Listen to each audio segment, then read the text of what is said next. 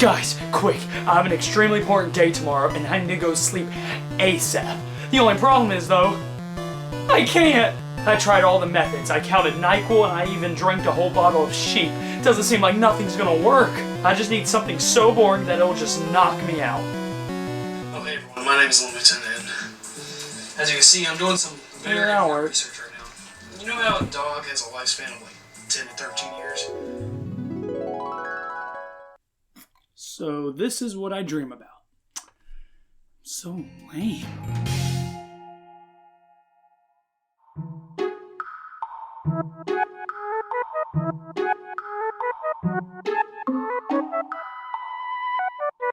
Hey everyone, as you can tell, I'm in desperate need of something that'll wake me up. No, it's not coffee, it's Link's Awakening. After the success of the first 3 Zelda titles on console, Nintendo thought it may be best to put one of their highest selling franchises on their newest handheld creation, the Game Boy. This thing was revolutionary at the time because it was one of the first handheld consoles that would actually play, you know, good games. I mean, looking at it now, it's not the most impressive thing to look at, but it was either this or the Atari Lynx. Wait, actually, this ain't half bad. I wonder why this didn't end up being successful. Oh. But the Game Boy wasn't just a brick that could play good old Nintendo games. No. It was also a brick that could play weird-ass Nintendo games. You see, with this new device, Nintendo went all out and started experimenting with unique ideas with their already existing IPs, like Kirby's Pinball Land and Super Mario Land, which both took a bunch of elements from their previous entries and made a completely new adventure for the handheld. And trust me when I say that these games were pretty strange at the time. I mean, what would you do if someone came up to you and said their favorite Mario power-up is Super Balls from Super Mario Land? You could either tell them that they're wrong, or fucking run, but Mario wasn't the only one that got this treatment, because a few years later in 1993, a small team from Nintendo would do the impossible and release the first handheld Zelda game on the market. Well, mainline Zelda game, that is. Technically, there's the Zelda Game & Watch that came out in 1989, but no one talks about that one because even the Atari Lynx can't afford it. The first actual Zelda game to be released, though, was of course The Legend of Zelda: Link's Awakening. At the beginning of development for Link's Awakening, the game started as a side project for the system, and its original intent was to be a port of A Link to the Past. And while that would come nearly a decade later on the Game Boy Advance, the game that we originally got was something completely different from the series. And no, it was not a porn game. Damn it! Link's Awakening is well known for being one of the weirder titles in the franchise. It took away a bunch of established elements from the previous games and decided to go all over the place and experiment with a bunch of new ideas at once. A big factor of this was because this was one of the first Zelda games where Miyamoto wasn't a big part of the development, instead being handed over to a small team who treated this game more so like a passion project. With that and the unique weirdness of this game made it something that many people enjoyed, and it still looked upon fondly by both the fans and the developers, with even some of them saying that they enjoyed working on this title a lot more than A Link to the Past. And the game even got a good bit of treatment in the last 30 years, with a DX version that added color for the, Game Boy Color, and recently it got a ground-up remake for the Nintendo Switch in 2019. And while I'll be going over a few points here and there from the original game, I want to mainly focus on the remake in this review because 1, it adds a lot more quality of life improvements, and 2, it's just more pleasant to look at. Like me. Link's Awakening begins with our hero, what's-his-face, on a quest to somewhere, until suddenly a storm comes through and destroys the whole ship and leaves us abandoned on this island. And what's this? Do my eyes deceive me? Is that a beautiful maiden that has come to our rescue? Oh, it's just a Happy Meal toy. This girl here named Marin takes us to her village and tells us that we're on Koholint Island, an island filled with interesting individuals. Here in the village, we get our shield back from Mr. Mario over here, and then after some exploration, we retrieve our sword a bit later at the beach, where we get to meet the Exposition Owl, who, if you want him to shut the hell up, all you gotta do is press that little button 1,400 times. Man, if only I could do this in real life. I don't know what I'm gonna do, man. It just hasn't been the same since my goldfish died. I mean, I got you for that. Yeah. I don't know, he just keeps on talking about his dog or something. Okay, it's not that bad, especially compared to... But he does seem to follow you almost everywhere in the game, and I'm beginning to think that I may have a stalker on my hands. But at least this stalker isn't too terrible, since he does guide me in the right direction throughout the majority of the game, which is always nice for idiots like me. He also tells us that in order to get off of this island, we have to find the 8 instruments to wake the windfish, who sleeps in a giant egg on top of the mountain. So in classic Zelda fashion, that means we have to go through 8 separate dungeons and find all of these said instruments. As you can tell, this game has a completely different story from what we're used to. No Princess Zelda to save, no Ganon to fight, and no Triforce to gain. All we got now is Ginger from Gilligan's Island and Mario enemies. But in a way, it gives this game a completely different vibe from the rest, and it's honestly refreshing to see a less serious tone and a more casual approach to play. However, that's not to say the game is the easiest to go through, because the game can still be a bit cryptic at times, and I did find myself getting a bit stumped in a few areas. And don't get me started on the dumb inventory system in the original game, because that was a huge pain in the ass. Okay, imagine this. You're a Game Boy game and you want to show the world what you can do. So you decide to make yourself a game that has to use multiple items constantly. And then you only add 2 inventory slots. Can you see the problem here? Now, of course, the issue was fixed in the remake, making multiple items have their own designated buttons, but when I played the DX version for the first time, I can't tell you how annoying it was to keep switching between the game and the pause screen every 5 seconds. It also doesn't help that your own sword and shield takes up an inventory slot themselves, so it's near impossible to have both of them out at all times. It's either straight offense or straight defense. Of course, your mind goes numb after playing for a while, and it does become second nature to hit that old start button, but it is definitely a big flaw of the original Link's Awakening, and it makes the remake leagues better to replay in my opinion. But still, there's no denying that it's fun to go back to the original every once in a while just to experience that good old Game Boy charm. Okay, my 2 minutes are up, let's go back to the remake. I guess at this point, I should point out some of the changes the remake made from the original and what it added, starting with its obvious art direction. As I'm sure you can tell, this remake takes a more toy-like approach with its graphical update. And let me tell you, a bunch of people seemed pissed when this was first announced. Man, this Link's Awakening remake looks dumb. I guess I'm just gonna sleep on this one. Personally, I think the game looks fine. The figurine-looking art direction and the slight camera angle gives this game a more diorama-like feel, and it doesn't take away anything from the actual game either. I mean, would you rather have this hippo sprite look like this, or this? Another thing this remake brings is a multitude of quality of life improvements. Like mentioned before, they fixed the inventory problem of the original game, but they also got rid of the screen transitions in the overworld, making the place feel a lot more connected and lively. But it's definitely not perfect, seeing how it does suffer from frame rate issues here and there. And while it's not going to ruin the Link's Awakening experience, it does become distractingly noticeable at times. Other improvements include getting rid of unnecessary messages throughout the game and giving the player more collectibles like heart pieces and seashells.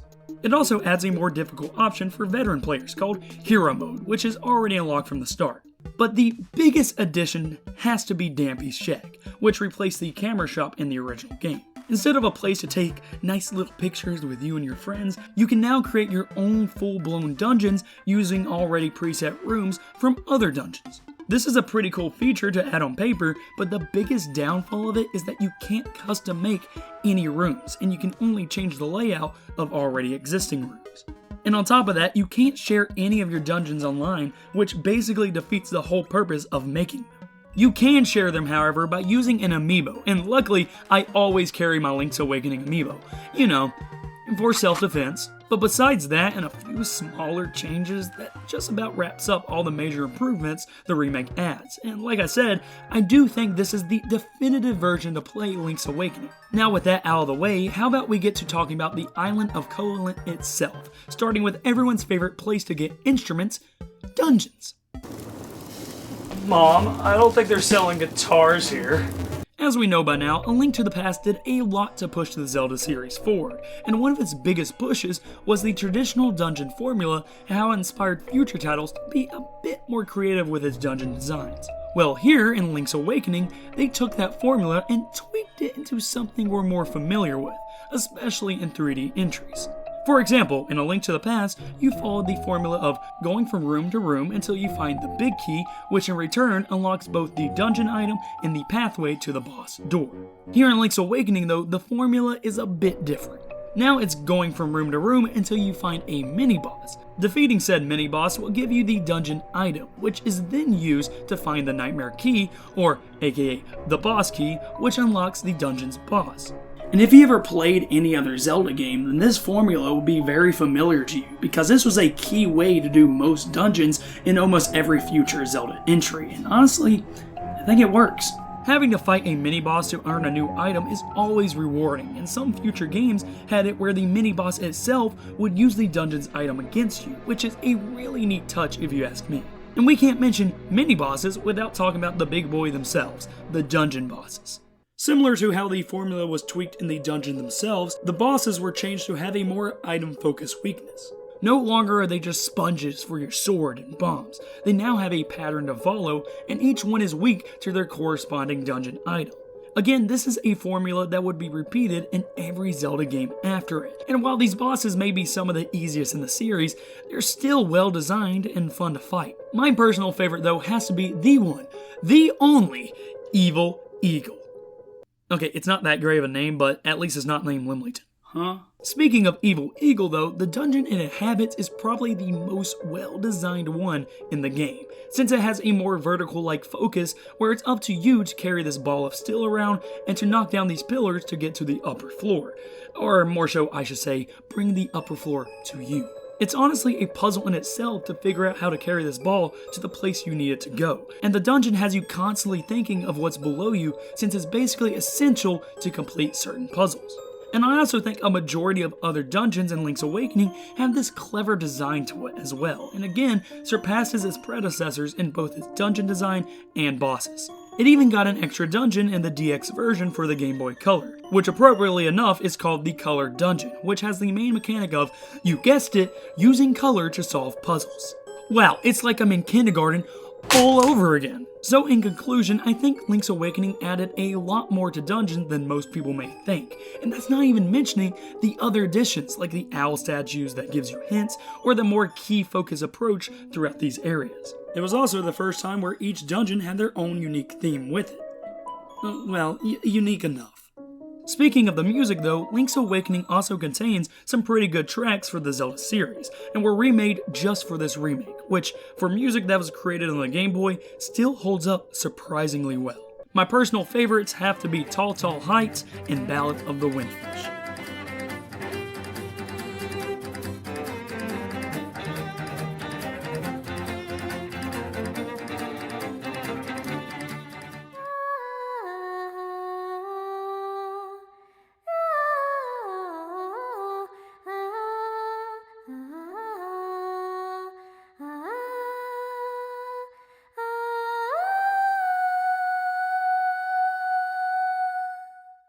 But I think that concludes what I had to say about the dungeons and music. How about we get some fresh air and talk about one of the best aspects of Link's Awakening, its characters and locations. Koholint Island is a very unique island for sure. Of course, you got your main village filled with your normal villagers, like an old guy who won't talk to you unless you're socially awkward on the phone, or his wonderful wife who just loves sweeping. Yahoo! Don't mind if I do. But be wary, because this village is also well known for shopkeepers who would disintegrate you if you even look at him the wrong way, and a sneezy looking son of a bitch that knows that this crane game is rigged. I just want the damn Yoshi plush! No need to worry though, because after stealing some stuff and wasting your money, you can always go for a nice fishing trip in the village, which, fun fact, is the first instance of fishing in a Zelda game. However, Koholint Island also has some pretty interesting locations as well, such as the castle area where you have to sneak in and find 5 golden leaves for this guy, or Animal Village, which is filled with these sentient animals. Also, the music here is pleasant enough. And you better remember these locations and characters well, because Link's Awakening added yet another thing to the series, with that being a trading sequence side quest, something fans would come to adore in future titles. Nothing speaks more adventure than being a shitty mailman. The trading side quest in this game, though, isn't the worst one out there. but there were times where I would get a random item, like a stick, and I would have no idea where to take it next. Geez, exposition owl, you can talk my ear off about instrument this and windfish that, but you can't tell me where to put a damn stick? Huh, he just sent me a letter. It says up your ass. But upon my second playthrough, it became a bit more clear on where to deliver these items, since the whole game is filled with these memorable and likable characters, which, in my opinion, makes Koholint Island one of the most lively locations in the whole Zelda franchise. However, the best character in the game has to go to Marin. She isn't the most developed character in the series, but she has moments with Link throughout the game that shows that she really cares about her village. But sometimes she wishes she could just become a seagull and just fly far away, which in my book makes me want to root for her. You know what, Marin? When I get off this island, we're gonna go places. I'll take you to Hyrule and show you all the corruption that happened there. But before I do that, I'm just gonna read this moral real quick, and the island of Koholint is but an illusion. Huh. Well, Marin, I'm going to try to put this as lightly as I can. You don't exist. Yep, that's right. Koholint Island is nothing but a dream of the windfish. I'm sorry about that, guys. I really should have put a spoiler alert. There we go. To be fair, at this point in the game, you don't really know for sure if this is real or not, but by the end of it, you'll definitely see that this bitch wasn't lying. After retrieving all 8 instruments, you make your way to the top of Mount Tamaranch, where the egg of the windfish lays. You play the Ballad of the Windfish, which is a song Marin taught you on your ocarina, and the egg cracks open an entrance. I mean, the egg is weird and all, but I think I'm more impressed with the fact that Link can play 9 instruments at once. Like, damn, he's good! Inside the egg is a maze of wetness, and after reading at the local library like a good Link would do, I ended up locating the way out and finding myself face to face with the final boss, Nightmare. This boss was definitely the trickiest one of the game, seeing how it changes throughout multiple phases, each one with their own weakness. But after a few tries, I slay the Nightmare and climb the stairway to heaven. Here we find out the exposition owl was actually part of the windfish's spirit, and with its guidance, we were able to defeat all the nightmares and awaken the windfish, and only with a little bit of emotional damage, and the death of hundreds. And after some small talk with a space whale, Link awakens on some ship debris with nothing but the memory that he'll cherish forever of the island of Koholint. And that was the dreamlike sensation that was Link's Awakening, and after playing through the game multiple times, I can definitely say that it's a solid handheld Zelda experience, and once again, added a bunch of staples to the series. Like, it's still crazy to me that they was able to fit this whole game on a Game Boy. Like, have you seen what it did to Donkey Kong? It was a mess. Yet it's fascinating to see the way the developers use certain techniques against the Game Boy's limitations. And while some of its aspects have aged just a bit, it's still a solid Zelda title, and one that still holds up on being one of the better handheld Zelda experiences. Next time though, we'll be taking a huge leap in not just Zelda, but in gaming as a whole. 3D technology was on the rise, and with it came one of the greatest games ever made, The Legend of Zelda: Ocarina of Time. Hopefully, it still holds up. Hopefully. I'm just glad we didn't have to worry about any Zelda games between these two. Yep, no Zelda games whatsoever. That's not normal. Oh no. Gee, it sure is boring around here. This can't be happening. No. No. No! Oh, it's just a dream. Thank God, I don't want to mess with those nightmares. Ooh. Well, hopefully I don't have to deal with that again. My boy, this peace is what all true warriors strive for.